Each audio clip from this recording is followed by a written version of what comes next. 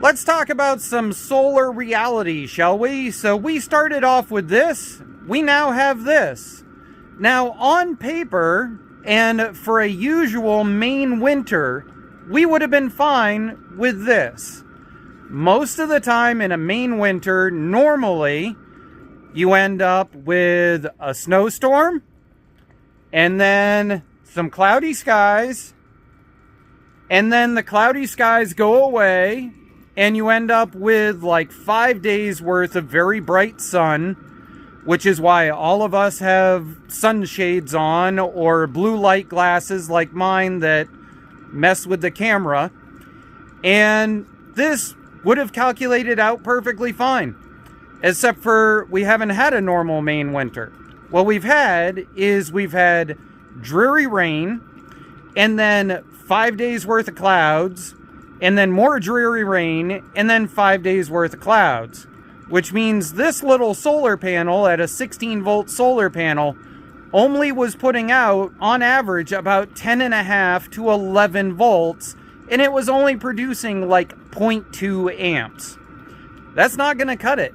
And so I ended up having to put my LiPo battery on a LiPo-rated charger, and that kind of defeats the purpose of this project.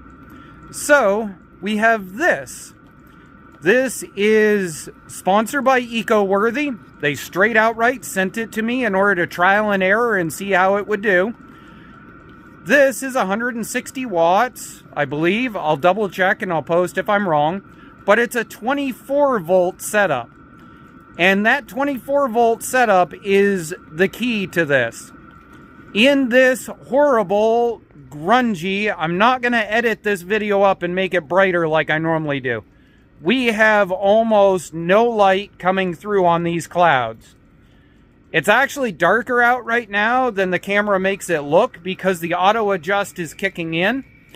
But basically, what I'm getting at is that that's a 24 volt setup, and it is just barely in the cloudy weather right now putting out 13.6 volts, and it's putting out about 0.8 amps or so.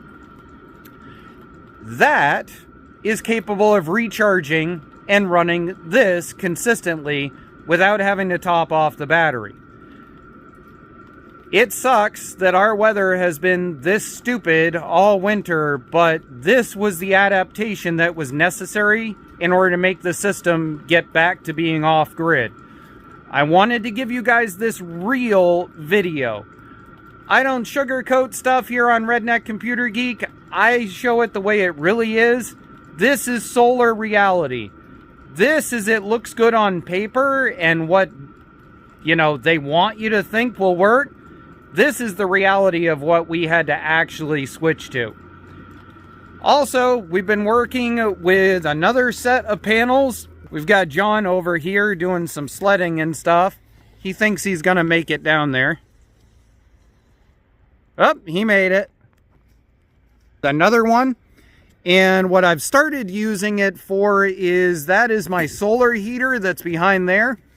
And during the day, I have it running a fan which circulates the heat out of the solar heater.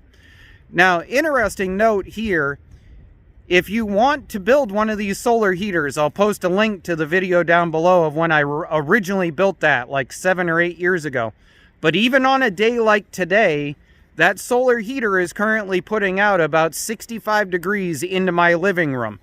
Which means that for 8 hours during the day, as long as there's minimum sunlight, I don't have to heat my living room at all. And that cuts down the bill really, really big time. At that point, it just becomes a matter of maintaining the house during the non-daylight hours. There, nighttime. That's the word I'm looking for. Anyways, so John's over here with his Amazon box and his packing padding because there's ice underneath everything. So he thought that would make it more comfortable to sled. And now he's going to pop all of those. Anyways, so thank you for supporting the channel. Here's to the reality of solar. We'll catch you guys next time. Hey, John, say bye-bye.